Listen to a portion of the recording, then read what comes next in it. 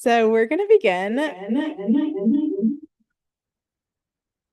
And my name is Diana Healer, and I will also put my info in the chat window so everybody has it.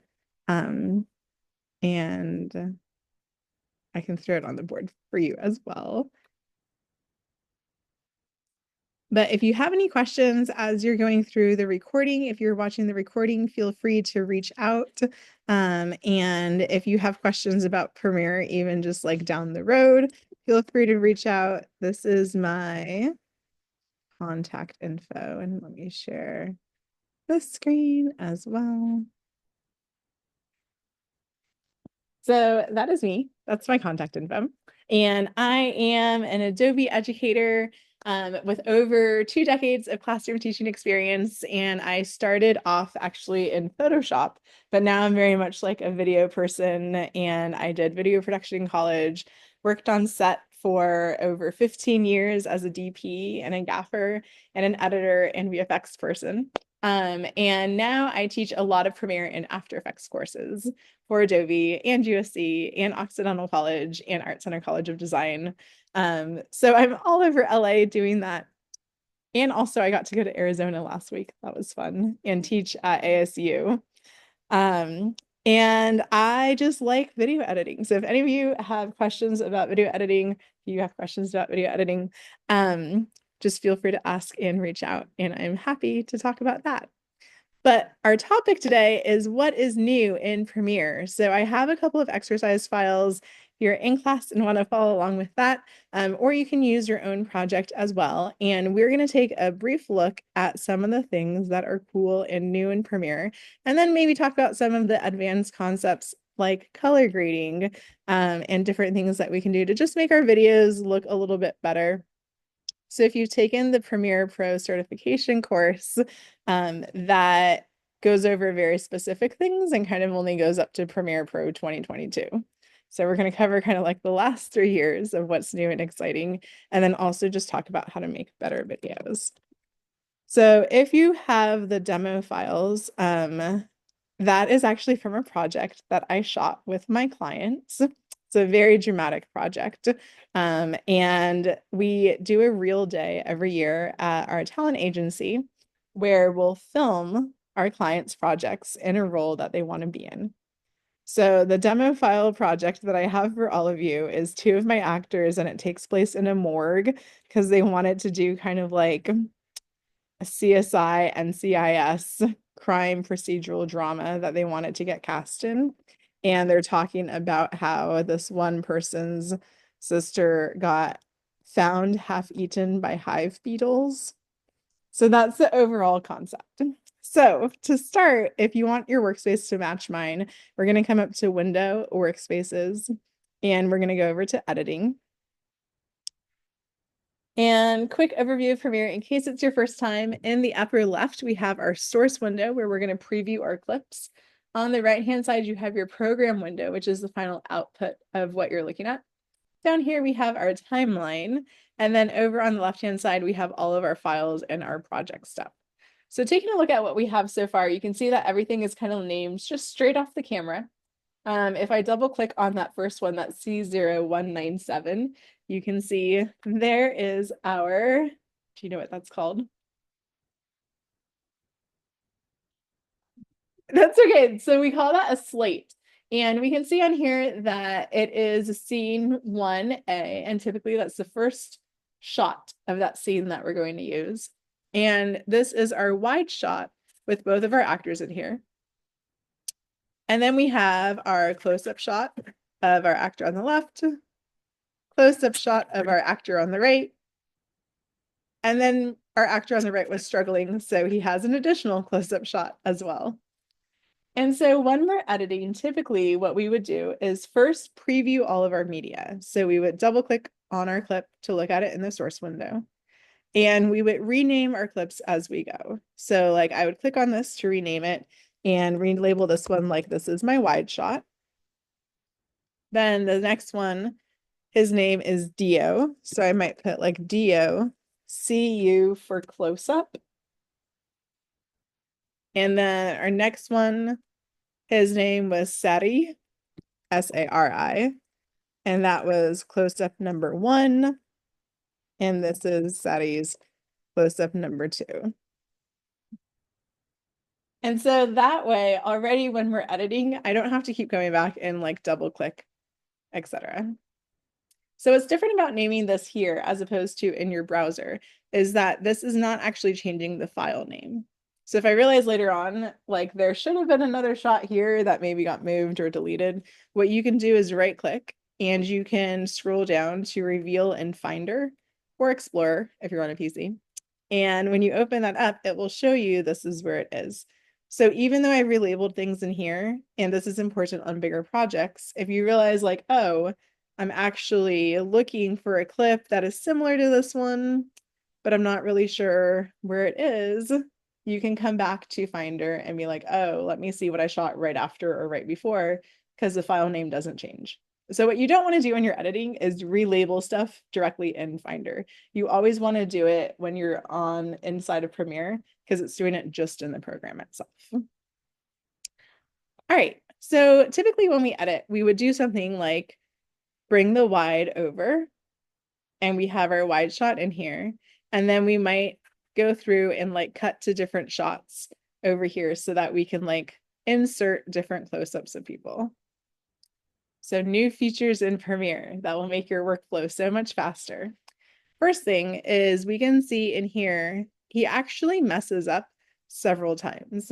And so I just want to play the clip once through for you so that you can see what some of the challenges are and how we're going to edit faster. And this is great, especially if you're doing like a vlog where you're just talking for a long time and then you have to cut it into something interesting. This is kind of along the same idea. And let me share sound for this as well.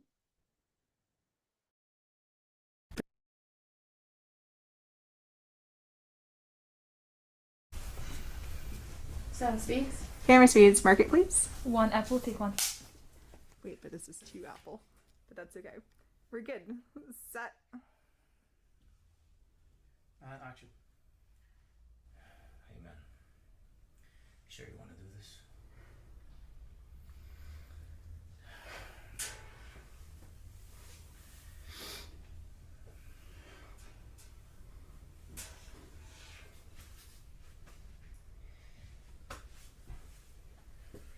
Where'd they find her?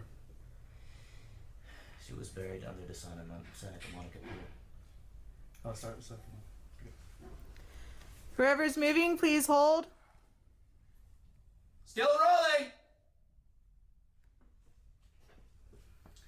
Action. Hey man, you sure you can do this?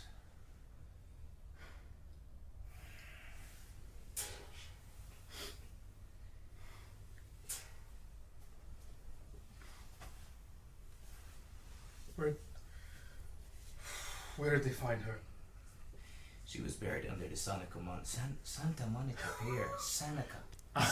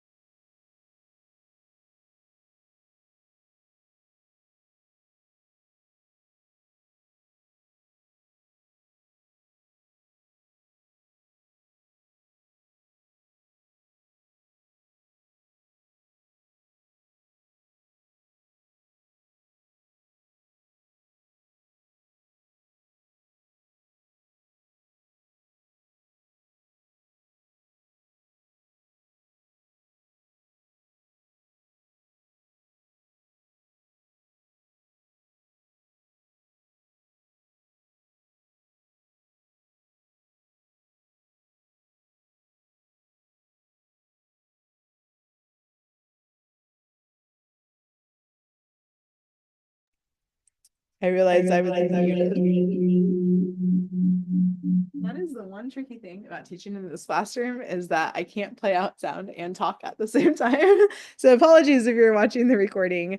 We were just talking about how we are looking for the part that we are saying Santa Monica correctly all the way through. And so we can see here it says, where did they find her? And there's no mistakes after this part. So when we click on where do they find her, we got directly here in our timeline. So if we play this part out, we can see. Where did they find her? She was buried under the Santa Monica Pier. The ME report says she was. And it actually highlights each word as they're saying it. But it gets even better. Let's say now that we actually don't want this part because we're going to replace this part later. If you select it and delete it, you have actually edited and cut it over here in your timeline. So they're all linked together. And what's great is you can actually edit your whole film this way. So if we're looking for a part where she says Santa Monica and we're like, okay, well, we're going to go over to a close-up shot instead over this part because he keeps saying it badly in the wide shot. So we know that we have to do a close-up shot. So instead of looking at the transcript for the wide, we can come over and look at our source and we can transcribe our source as well. And so we know that this is the part where he's talking about where did they find her. So on this one, we can say, where did they find her? And it's right here. And you can mark your in and out from this window. So I for in and O for out. And then I can take this video and put it into my timeline. And so I already know now this part is going to line up. You can even see like the arm gesture. That was pretty close to not actually watching the video of going from the wide shot to the close-up shot because they're doing the same action on the same line. And now we're able to like cut directly on the line just by editing the transcript. Questions? Pretty cool though, right? Huge time saver. So it gets even better though. So now we have all the transcripts for each of the clips. So each clip that I click on and here, we can see like this is the transcript and we're currently on the wide and it will show you over here what we're currently looking at. And then so we can see like this one, for example, is our close-up shot. And if I double click on that, then I can work on the transcript for this part. So even though they're overlapping, all you would do is double click to get to that part in that transcript and be able to highlight that. From here, we can edit, but we can also create captions. So if you click on captions, we can see right now we have no captions found because we haven't generated any. So coming back to the beginning, we can create captions from the transcript. So if I click on that, we have different things that you can do, like how many lines do you want? How long do you want it to display on the screen as the video is going by? So we'll leave it as the default preferences for right now. And when we click create captions, it has all of your captions already in here of like, where did they find her? She was buried under the Santa Monica Pier. And it's timed out and perfect for you. So you don't have to run it through a caption generator. You don't have to type them in, but you can also edit any of these. So if it didn't do something correctly, where they said like where, it's supposed to be where, you would just double click and you're typing down the left-hand side and it updates over here automatically. You can change the style of this as well. So when we're generating captions, you can see over here that we have different styles that we can select. So you can like design your own if you want it to be bigger or smaller. And our subtitles get added to their own track down here. So we can toggle the visibility of our subtitles. And the newest feature that they're adding is the ability, you won't see it over here, but in the beta version, they have the ability to translate as well. And so you can translate from here into a variety of different languages, and each one is going to end up on its own track. So you could have like English and then Spanish, and you can display them both at the same time, or you can toggle one on and toggle one off and export it multiple times with different subtitles added. Pretty cool. So I want to give you some time to practice and play, and then let me know if you have questions, and then we'll do our next topic.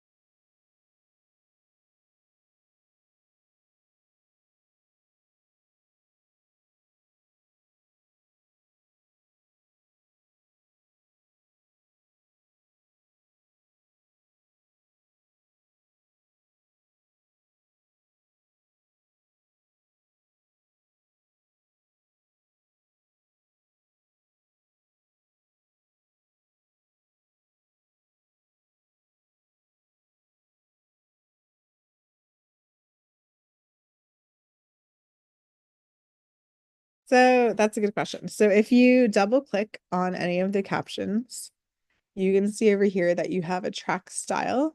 And after you make one, you can also save it. So if you come over to your text, you can change like the font, the size, the color, etc. And then once you're finished, you can redefine the style. So if you click on this and we'll say do all the captions on the track at the same time, and we'll click OK. It's been applied everywhere. And then if you want to save it later where it says track style, we're currently on none. And you can click the little plus, and then we can create style, and then we can be like bananas.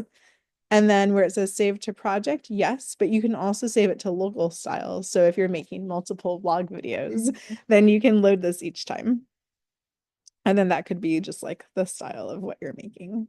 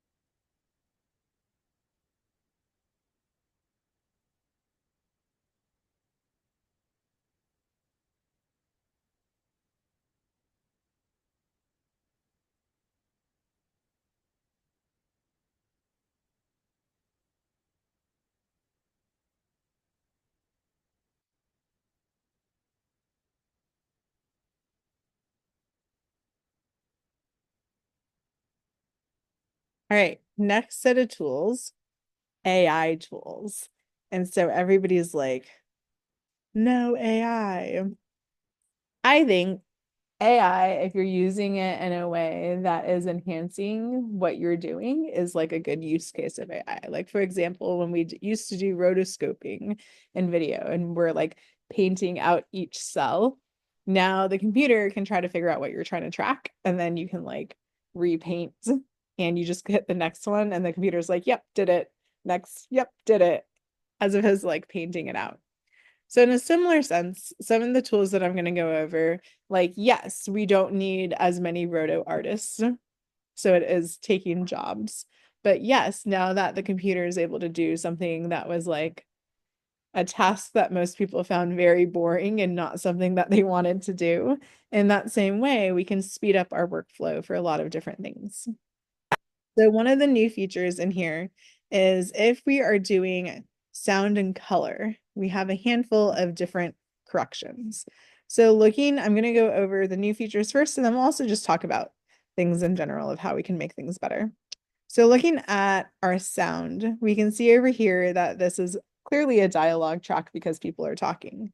You'll notice though that it's already labeled over here with this little symbol that it has been recognized as a dialogue track.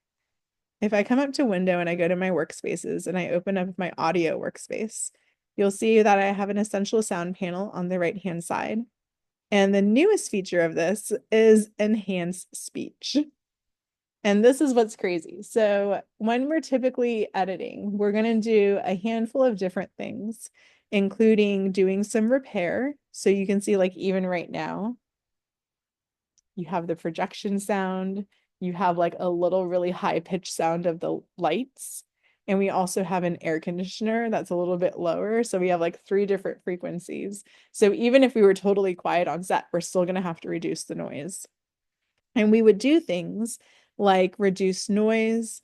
We would de-hum oftentimes for the lights.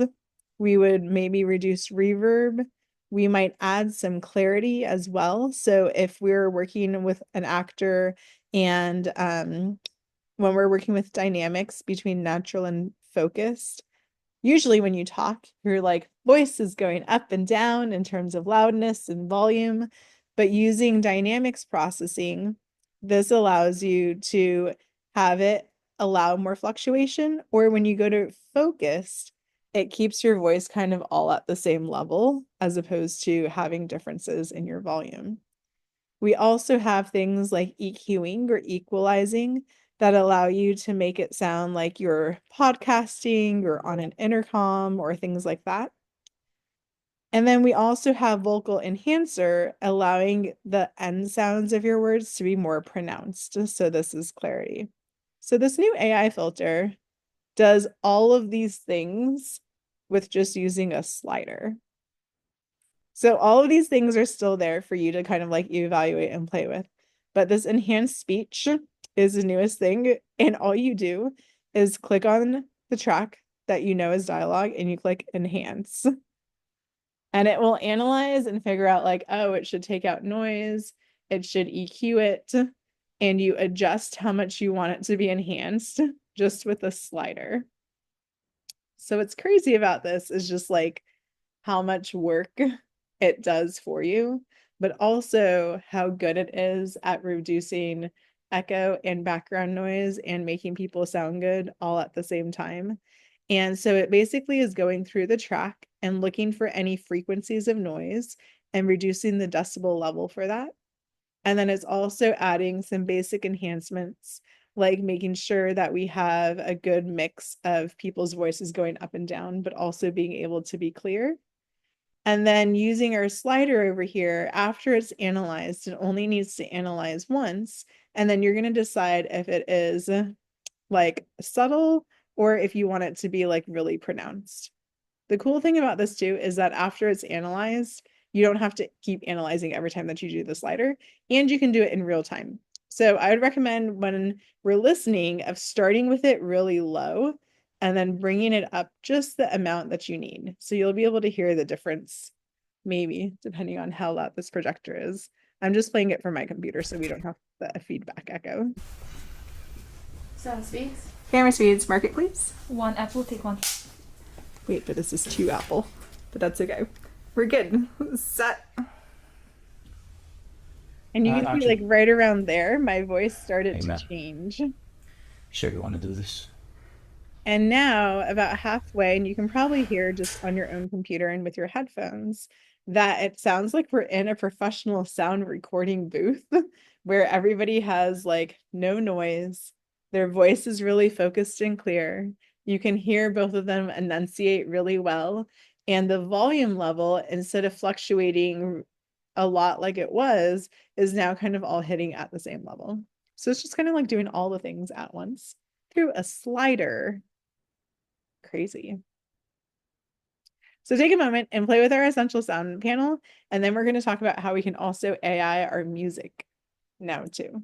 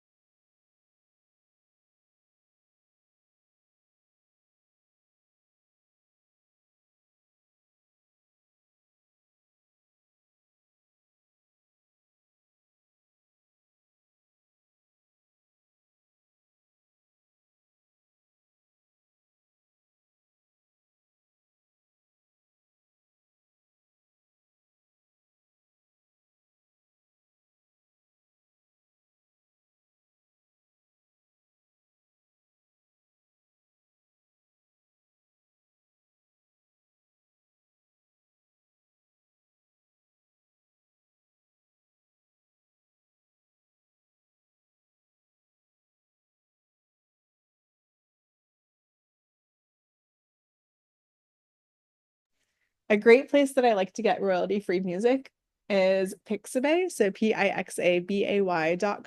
If you go to a browser, and then I'm clicking on music on the top. Do you know what royalty-free means as a marketing major? That's okay. We're just getting started.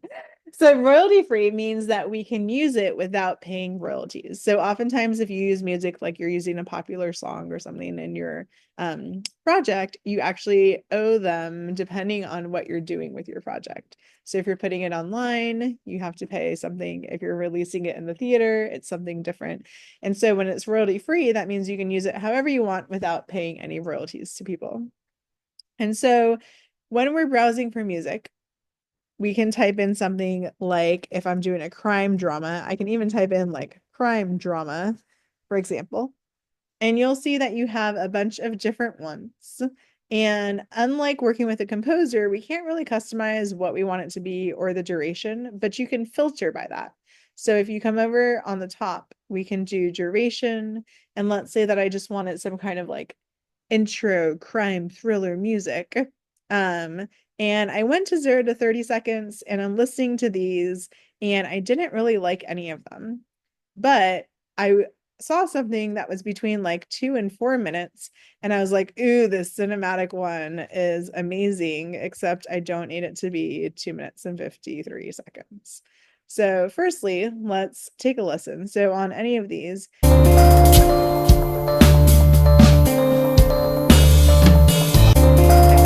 like on me, you don't have to subscribe, create an account, anything like that.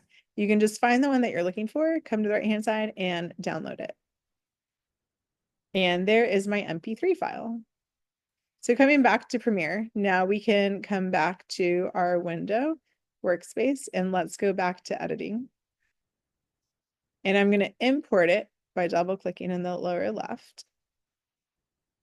And we'll bring in our cinematic music.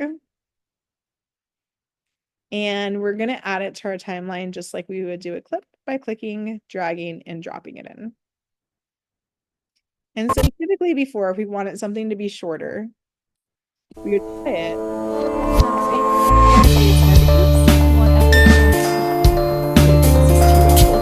And then we might say, and then here's where I want it to end. And then we would make it fade out. Instead, now we can remix it. So your remix tool is found third from the top. And if you click and hold on that ripple edit tool, you'll find remixing. And what it allows you to do is take a piece of music and you're going to set the duration that you want it to be. And it is going to figure out what the downbeats are and what the melody is and make some edits and remix them. So if I grab the end and I say, actually, where my time marker is, this is how long I want this to be. And I shorten it to down here. It will open up our central sound panel on the right-hand side. And you can see over here, it is remixing that clip that I have selected. So with this selected, I can see that my remix panel has a duration. And I'm saying it can go 5 seconds either way. It doesn't have to be exactly 14 seconds. It can be plus or minus 5 seconds. And what it's doing is it is analyzing it and adding tiny little points. So if I look at my file, each one of those squiggly lines was actually a cut that Premiere made to try to make it seamless. And I'm just going to play over that section and we'll solo the track. So we're just listening to the music. If you can tell where this has been edited.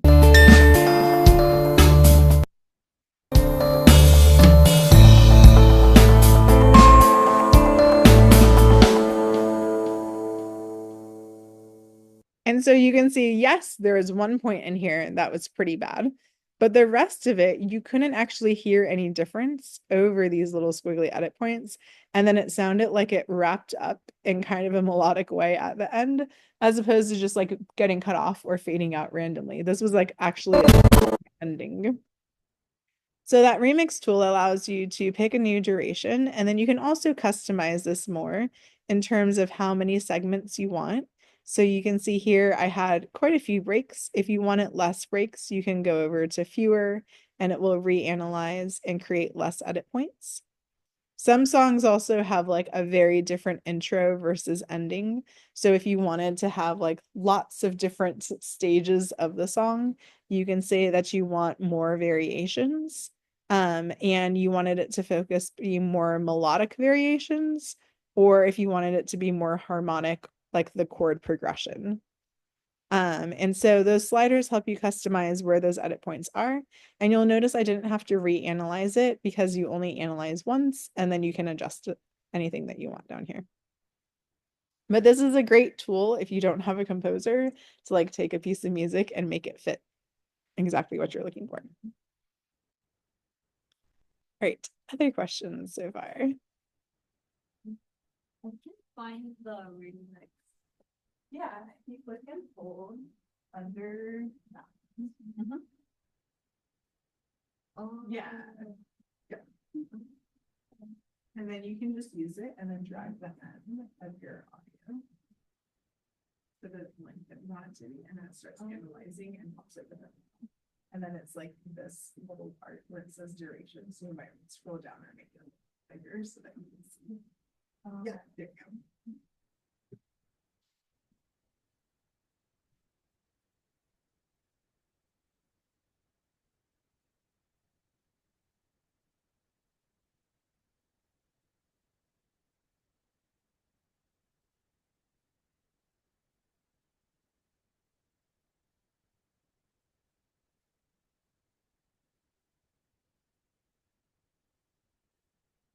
All right, so very similar things with color, where if I click on something, I can come over to Window, Workspaces, and we were looking at audio before. So now let's take a look at color.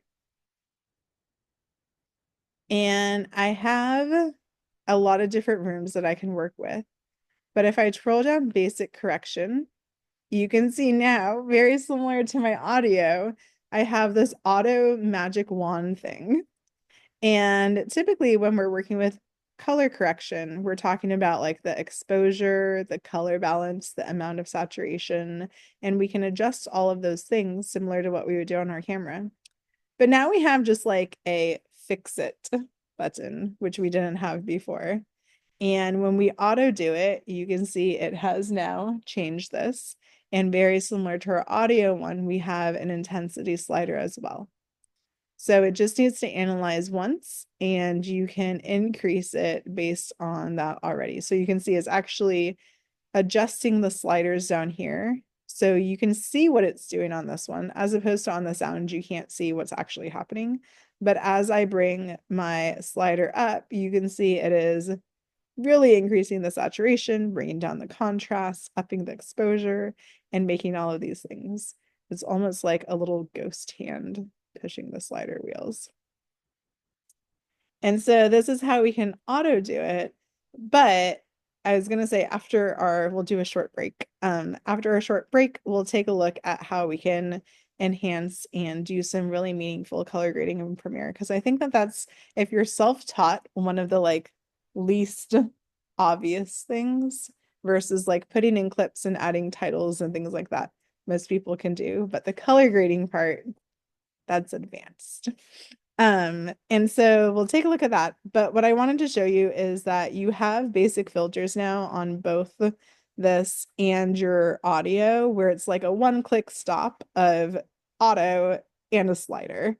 But they're not throwing out features. So like you could still come in and modify or do it by yourself.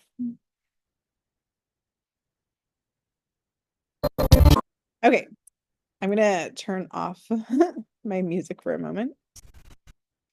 One of the last new features that I wanted to cover before we get into color is if we are using an effect called Warp Stabilizer. Warp Stabilizer is one of the most popular effects in Premiere, and I can get there by going to Effects and then typing in Warp, and it's under Distort.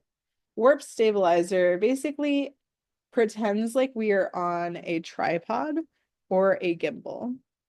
And it's an effect that when you put it on your clip, it's going to analyze the clip and try to figure out how the camera is moving. And it's going to stabilize it by trying to look at the background and keep the background items more or less in place by rotating your footage to counter the motion of what's happening in the background. So you'll see it'll be analyzing in the background. And if I come over to my effect controls on the left-hand side, you can see I've now added an effect down here called Warp Stabilizer. And it's currently analyzing, and I can see it is 64% done. And the big thing that you're customizing here is your stabilization. So in the drop-down menu, you have the options of smooth motion and no motion. Smooth motion is going to be like you are on a gimbal and doing like a steady cam, really nice motion. No motion is going to try to make it a lock shot. So like if you were filming something and you were pretending to be a tripod, this will actually make it look like you're on a tripod.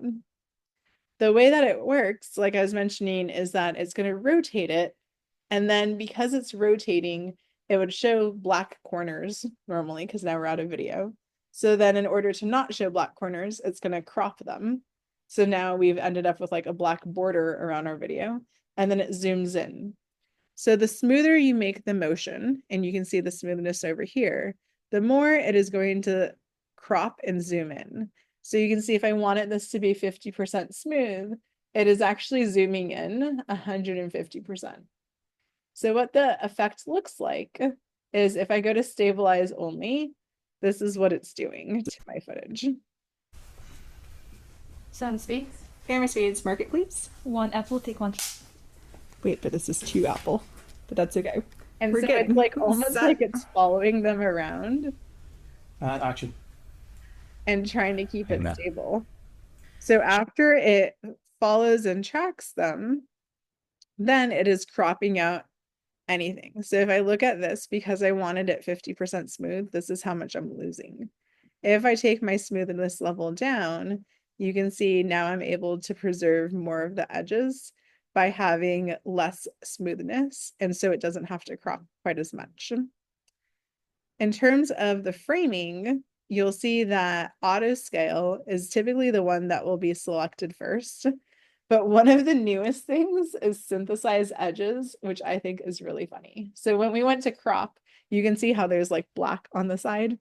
Synthesize edges will frame by frame have it AI draw what it thinks should be in there.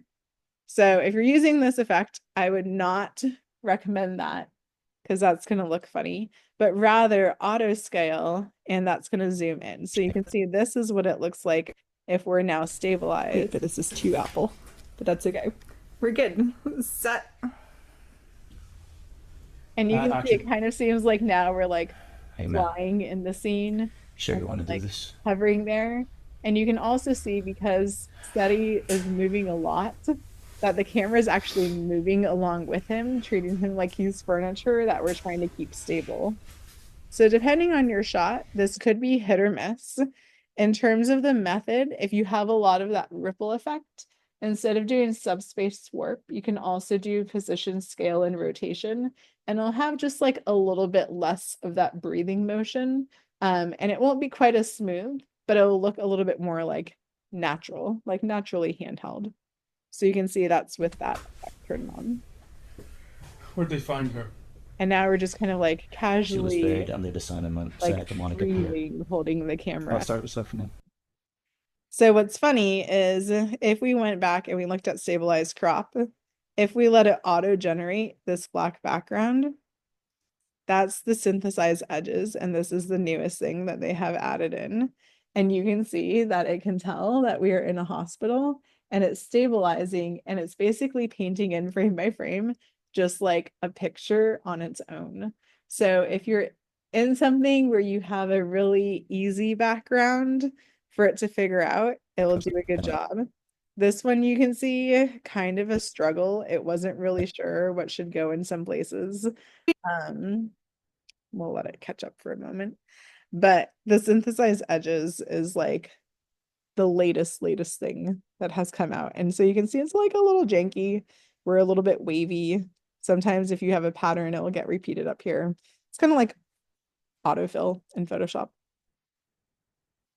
So if you were using this, I would say position, scale, rotation, and do stabilized crop auto scale. All right. So we're about halfway through. We can take a stretch break.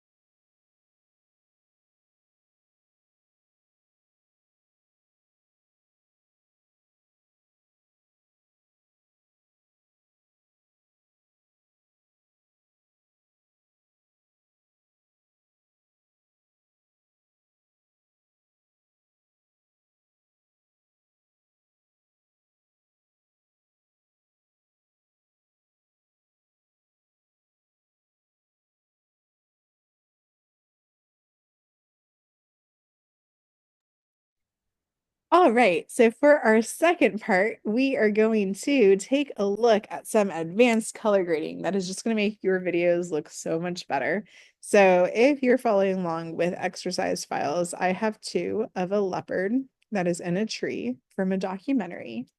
And in our first one, you can see that our leopard, when you zoom in, the exposure changes a little bit, which often happens if you're using a zoom lens camera. So rather than color the whole thing, we are going to pre-cut it before we bring it in. So the main reason I like this clip is because you can see the leopard's face really clearly. So I'm going to go about halfway in and press I on the keyboard to mark my end point. And this is how we can kind of pre-cut our footage before having to bring in the whole clip into our timeline. So we're pre-cutting up here, and then you're going to grab from the picture and drag and drop into your timeline. And now we're only taking that section. If we decide later that you want it to actually have the first part, you can just drag it out because it's still linked to that original clip. So we're not deleting anything, but at least this way we have just the portion that we need. Then our second clip over here, you can see that it is really cool because it's bright, it's well lit, so our trees look so good, but you actually can't really see the leopard very well in the tree. So this was the only picture that we have where you can see the leopard's face clearly. And so if I were putting these in my timeline, and I knew that this was going to be my first clip and then this was going to be my second clip, which one would you try to fix first? And why, color-wise? I think I would fix the first and then try to match. Yeah, why? I just feel like that makes more sense. Yeah, well, you're totally correct because what we want to do is first try to put in our footage so that we're telling a good story. So then if we've decided this is the only clip that we have of the leopard's face, so we have to use this one, then that means that this is the best that we can possibly make this, and that's what we're going to be putting in our project. So there's no point in starting with the one that's lit well, because we can make this one look amazing, and this is not going to be able to keep up with this one. So typically you're going to pick the worst one in your timeline. Like if somebody's backlit or your exposure was wrong, you're going to pick that one if you know that has to be in your project, and you're going to do the best you can. And then we might go to this one and actually make it look worse for consistency so that it all looks together. And so this is a challenge oftentimes when you film outside. I just color graded a documentary about beach volleyball in Venice. Apparently that's a big thing. Who knew? And it gets very competitive, but they shot a lot of shots. And if you've ever been to Venice, the clouds overhead change like every 5 minutes. So the lighting consistency was horrible. And it was supposed to be like close-up interviews. And some of them, the clouds were covering, so there's no shadows, but it was kind of dark. And then the sun came out, and then everybody's face is like half lit, and it keeps going back and forth. And I'm like, oh, this is terrible. And it was such a process. So something like this, you can see we have a lighting change where we have speckles and like highlights and shadows on the leaves, and we don't have any on the right-hand side. So things like that, you actually can't really fix very well through color grading if it's not lit properly. But what we can do is try to make these look as similar as possible. So this is where, like, yes, we can AI this. So I'm going to show you the AI version, and then I'm going to show you the professional version of ways that we can do this. So if you are still on your window in your workspace and we're on color, if we come down to our Lumetri color panel, so that's what this is called, and then we look at color wheels and match, you can look at a comparison view, and we can see our reference image of this. And you can move your time marker on the right-hand side to show the current view. And then you can click on apply match when you have your two images there, and it will analyze, and it has applied. So according to our computer, our reference clip looked like this, and now our new clip looks like this. Does that match to you? No, and this is where we are actually better than the AI. And this is where we're fighting the good fight still, because pretty soon I'm sure it will analyze this better. But a lot of times, all it's doing is it's measuring the color and then trying to make that match. And visually, we're like, no, that's still actually very different. So I'm going to undo and take that off. You can also click on this little revert reset effect button up here. And so what I'm going to do is turn off the comparison view. And I'm going to start with the one that we said was worse. And I'm going to work in curves, which will be familiar if you have used Photoshop. But we're also going to measure. So typically when we work with color, we're going to do contrast, then we're going to do our hue, and then we're going to do saturation. So first, definition, what is contrast? How would you describe it?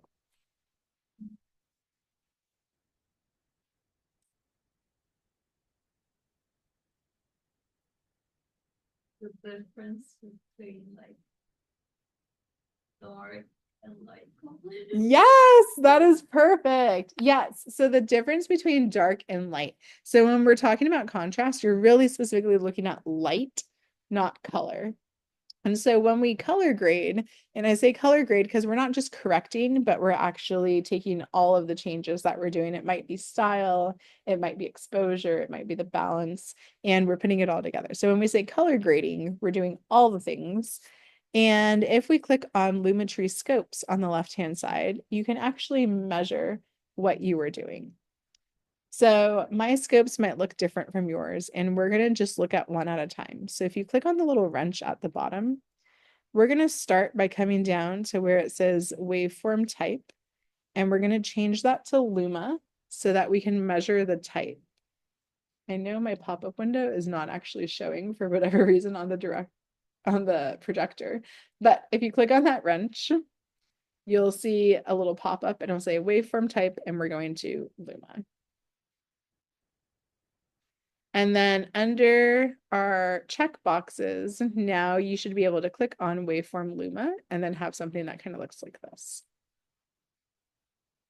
All right. Do you know how we read a waveform? Like, what is this showing? Okay, that's okay. That's why we're here. And so what we're looking at is a visual representation of the light in our image as it appears from left to right. So we can see that we have really bright spots in the sky over here, and that's what's represented over here. And then we have our leopard, and then we have our tree, and not really any sky on the right-hand side. So there is no bright spots on the right-hand side. And then we can see down here, our shadows, we don't actually have any really dark shadows. So our goal when we're color grading is to get our light spread out between 0 and 100 on your y-axis. And we can do that using our curves. So we're going to measure on the left-hand side and adjust on the right-hand side. And we're going to set our shadows and then our highlights and then our midtones. So when I'm dragging kind of like up and to the left or down and to the right. And people always ask why. Well, if you think about this curve and we took this and we rotated it like this, all you're doing is moving the point up or moving it down. But because it's diagonal, that's why we're moving it kind of like perpendicular to the line. So we're going to first look at this, and our goal with our shadows is to get the lowest point kind of touching 0, and that's going to be our shadow line for our image. So we're going to come over to our curves, making sure that we're on the white one, and grab that shadow point, and you're going to move it down and to the right until just that lowest point, which in this case is going to be like this part right here, is just above the 0 line. And what that does is it finds the darkest part of our image. So if we're looking at this, it's probably something like on the left-hand side, like maybe this little tree area over here. And it's setting the darkest point to be black. So 0 is black and 100 is white. And then we're going to take the same thing with our highlights, grab our highlight point, and we're going to move that up and to the left, trying to get that up so it's just about touching 100. So once we've set our range, now we can focus on the stuff in the middle. So we can see right now our midtones are kind of pretty low. And you're going to trace this to the left and see how far up is it. And I would say it's about like 30% of the way up if we look at that range. So what you're going to do is come to the bottom and we're going to go up about 30% and create a control point on that line. And you are going to push it up and to the left to push it a little bit more towards the middle. So always with color, we want to make subtle changes. So we don't want to go like this and be like, there, now our information's in the middle. Because if you look at my curve, that's like a very steep, this is too steep. That doesn't look good. So I like to say when I'm teaching color grading, we're giving it a gentle nudge towards the right direction. So something like that, where we're kind of splitting the difference.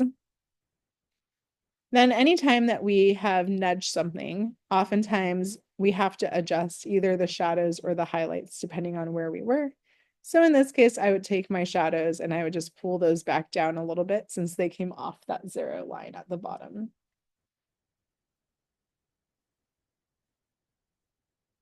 And so just with 3 points and a subtle light adjustment, if I click on my FX, this is my before, and then this is my after. We've already done just so much just with light. Questions? Is it looking good? Yay, okay. So our next thing is our color balance.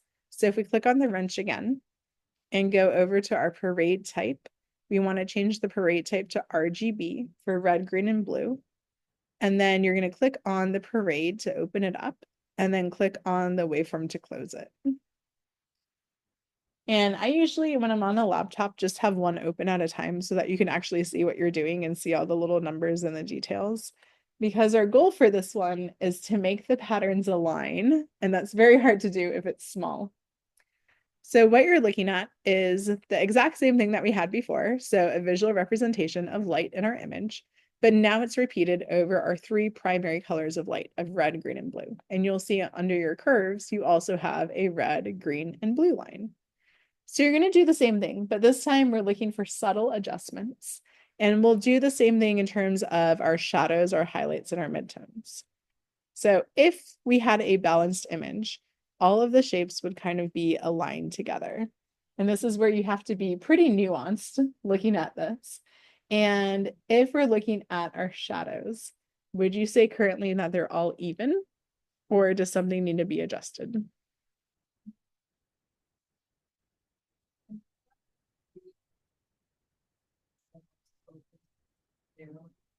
Yes. Which one would you say is in the middle? Yeah, where like blue's a little higher, green's a little lower. And that's what you're looking for. Because if we're doing subtle adjustments, we don't want to find the one that's the highest or the lowest. We want to find the middle one and bring the bottom one up a little, bring the top one down a little. So we'll use red as a measure. And then you can see that we have this like short little repeating pattern right here that's easily distinguishable. So you want to find something too that you can kind of like use to visually line up things.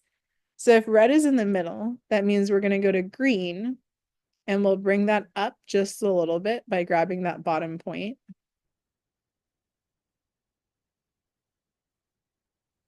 Also, if you've made a point accidentally, you can hold down Command and you can click on it again to remove the point. So sometimes it's hard to like grab the bottom point and you might accidentally make a new point. And then we'll take our blue channel and we're going to pull that one down a little bit.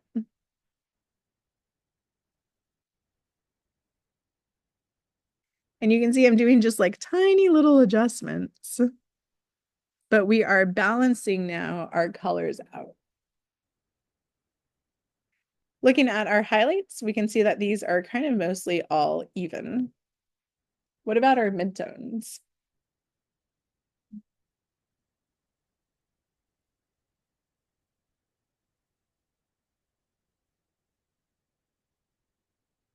Yeah, blue's a little short. So looking at this, the majority of the information on this one may be around like 30 to 40 or so, like the main concentration of it. So we're going to come up around like 40%, make a point, and then just pop that up a little bit. And then you can see when we did that, now our blue highlight is a little bit too high. So that's where after we do that, we might need to correct either our highlights or our shadows, and we can bring that back down.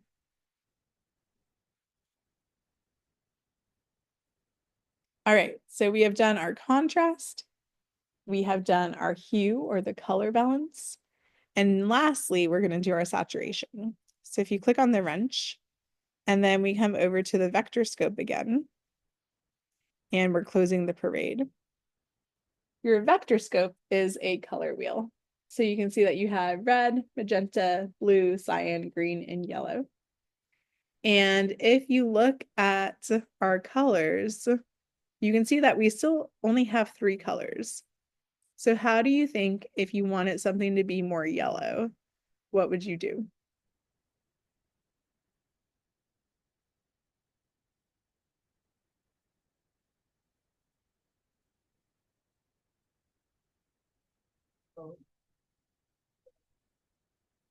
Yes, you could. You could mix them together. Or if you were only going to control one of them.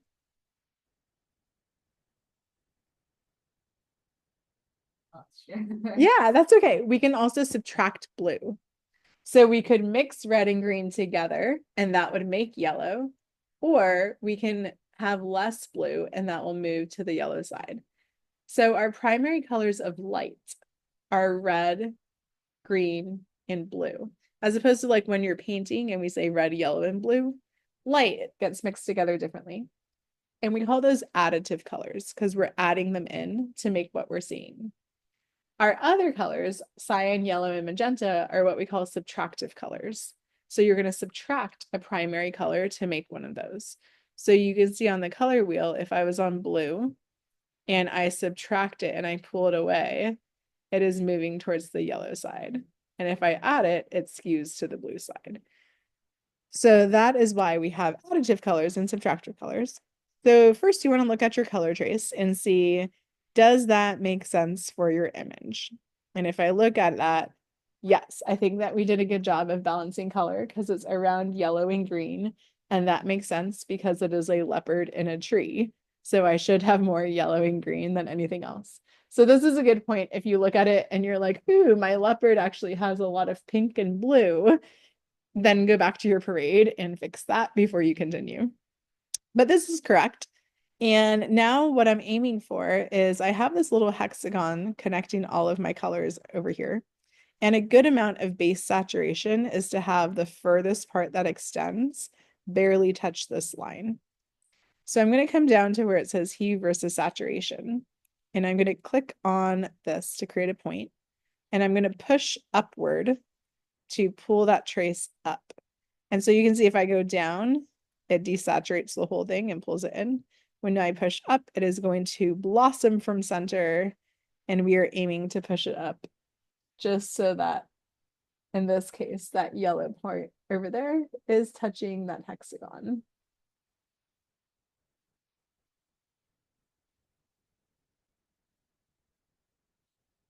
And when you're all done, this is my before, and this is my after. We did so good. So I'm going to run through all 3, but I'm going to go much faster, kind of more at the speed that we would be working if we're working on a project. And then we're going to compare the 2. So coming to our second clip, our first thing we were checking was our contrast. So I'm opening up the waveform. And in this one, I can see also not a lot of shadows, even though we looked at it and we're like, oh, the lighting's good. It actually doesn't have anything near 0. So I'm going to spread it downward first, and I'm looking kind of at this bottom point down here to try to make that touch the 0 line. We can also see you have a pretty harsh line at the top. That's what happens when you overexpose it on the camera, and this was the camera's limit of capturing information. So if you're looking at something in post and you see this line, that means that you've actually cut out information when you were filming, and there's nothing you can do to get it back. Like you can raise it and lower it, but all it's going to do is take a blown out part and make it darker, but you'll never get back like the detail in the sky of the clouds or things like that because it wasn't recorded. So also don't just think like, I'll do it in post and fix it, because you want it to be lit well too. So we'll take that and reset that up to 100. And in this case, you do have a good spread of information, but the concentration of information is also still pretty low. And so I'm going to try to target that point by coming to around like 20 or 30, making a point, and I'm just going to spread that up a little bit. And I'm going to take my shadows and reset those towards the bottom. So you can see I'm spreading out that information, and that's my before and after. Then we're going to do our color balance with our parade. So we can see this pretty unbalanced. My blue is pretty chunky at the bottom.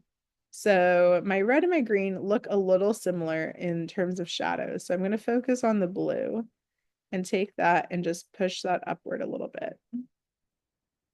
I can see my red highlights are a little bit lower. So I'm going to grab that, take my top point, and I'm going to move that up just a little bit. And then what would you say about the middle portion?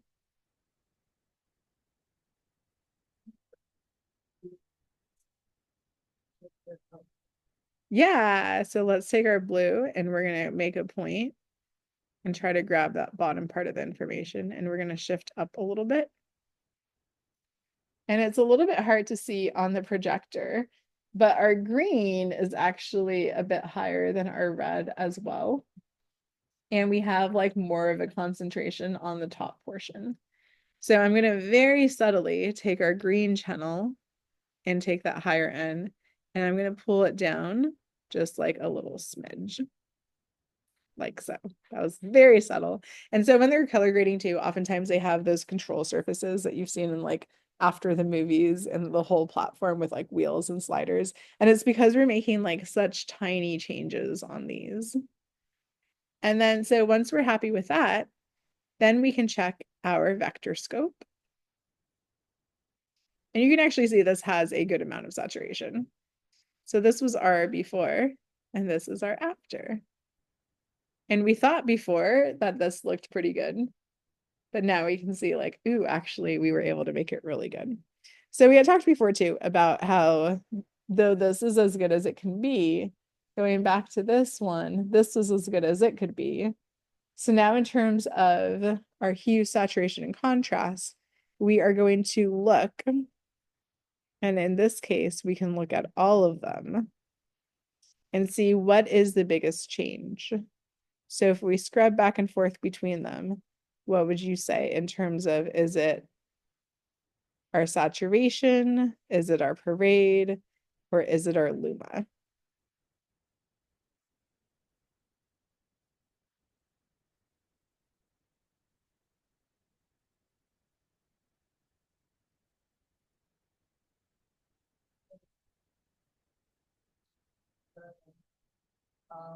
Luma Uh-huh. and the parade. Yeah, and our parade is actually linked to our Luma as well. So if you notice that there's a difference between the two, start with this one and then we'll do our parade. Because you can see as you move your Luma up and down, that's going to move all of your colors together up and down. So if we're looking at our Luma and we can see we have a lot of information over here that wasn't captured in this one. We have just like a big blank space. So what we're going to try to do is take this information and compress it downward. So this is kind of like around this 70, 80 line over here. So we're going to go up about 70, 80% of the way, make a point, and you're going to compress it by clicking and pulling down. We can also take that bump that we gave it and we can make this a little bit less as well. And what we're doing is kind of flattening out that information to make it look a little bit more like this one.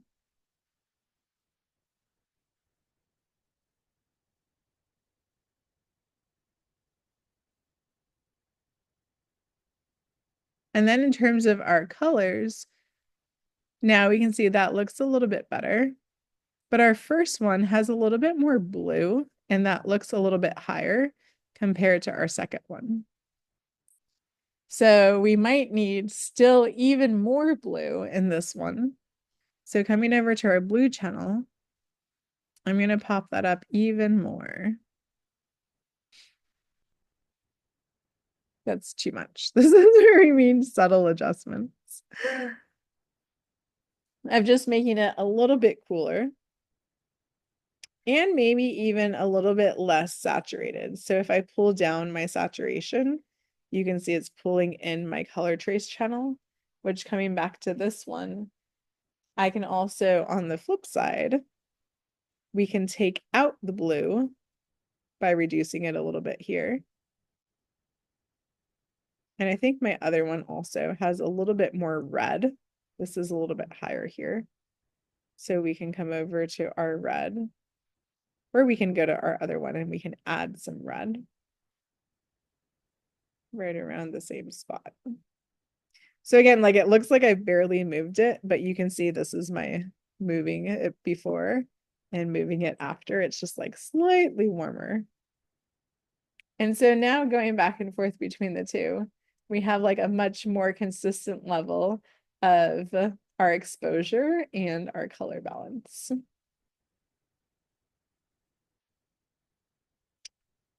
Questions? Okay.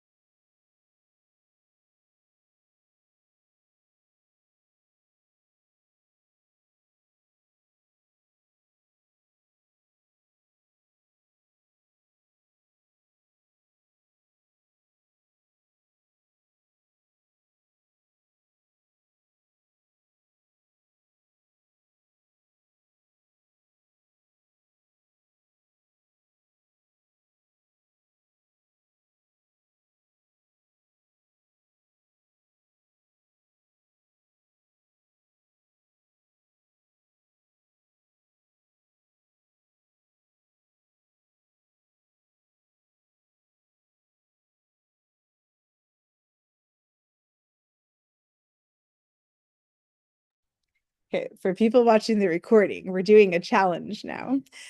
So what I want you to do is think about a show or movie that has a specific color scheme.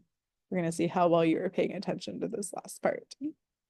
So I'm going to pick The Matrix. So you can't pick The Matrix. You have to pick something else.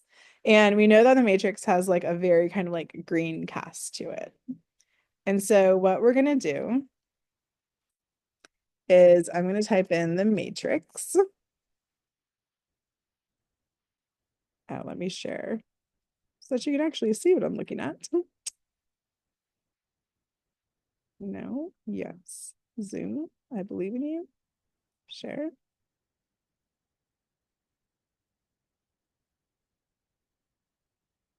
It does not want to share my window. Okay. Okay, projector. Why? Okay, let's try this. We'll stop sharing and then we'll freshly share.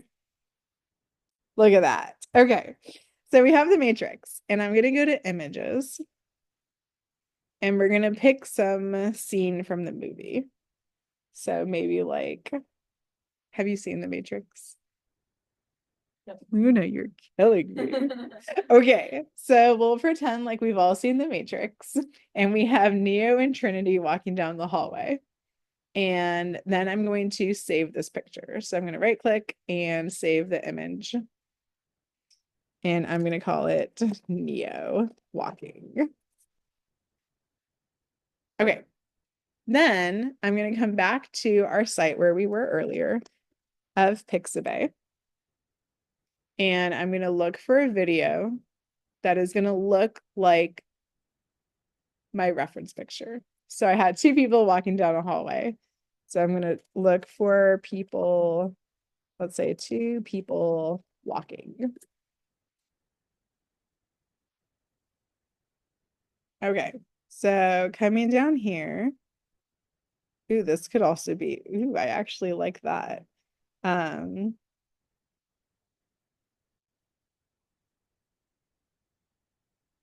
Yeah, I might come back to that weird one. Or we could do like this. That doesn't really have people though. I'm trying to find something that looks a little similar. Let's do, I mean, even something like this would work. That's fast people walking. But what we're going to do once we find a video, let's just use this as an example, is we are going to download it.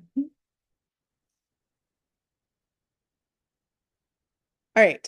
So my challenge for you in Premiere is this is also like a good thing if you are making a reel or to show people your editing skills, is we can come into Premiere and I'm going to delete what we had before.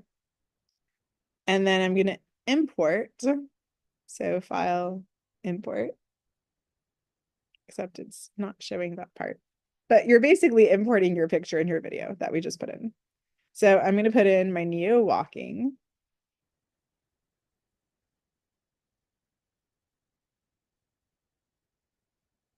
And I'm going to put the picture first. So we have Neo walking. And I'm just going to play this for like 5 seconds or so people get an idea of what we're trying to do. Then I'm going to put in my video. So I have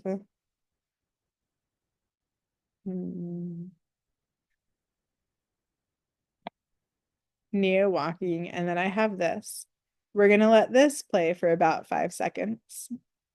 And then you're going to split the clip. So we're going to use our eraser tool and we're going to click to edit.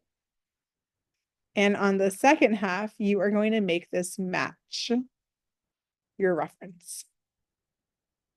So in this case, if I were looking at my Lumetri scopes, I can see there's a lot of shadows. There's a lot of dark areas. There's not any super bright highlights, except we do have like that window in the middle that looks kind of bright. In terms of our color balance, I said how it always looks green, but you can see the shadows and the highlights are actually really kind of balanced. It's that middle of the green that is higher than the other two. And my saturation is kind of desaturated. So keeping that all in mind, we're going to do it. So on that second clip, we would come over, make our shadows really kind of low and crushed. We would take our highlights and have like maybe some bright spots, but then the majority of it, I'm going to take my midtones and I'm going to drop those as well. So we have our bright spots, but our crushed part down here. We're going to take our color balance and we can see our blue highlights are kind of low. So I'll take that and move those up. And my red highlights are kind of high, so I'll move those down. And then my green midtones was where that was in my other one. So I'm going to take that and I'll bump that up a little bit. And then my saturation was pretty low. So I'm going to take that and pull it in like so. And here is my matrix, regular matrix style. And if we were putting this in our portfolio, finishing touch, if we come over to our effects, you have where we were finding our warp stabilizer. We have video transitions as well. And one that editors use a lot is just a wipe. So if I put a wipe in between them, now I have a sample of Diana's ability to color grade, reference, stock footage, wipe transition into the matrix. All right, Luna, your turn.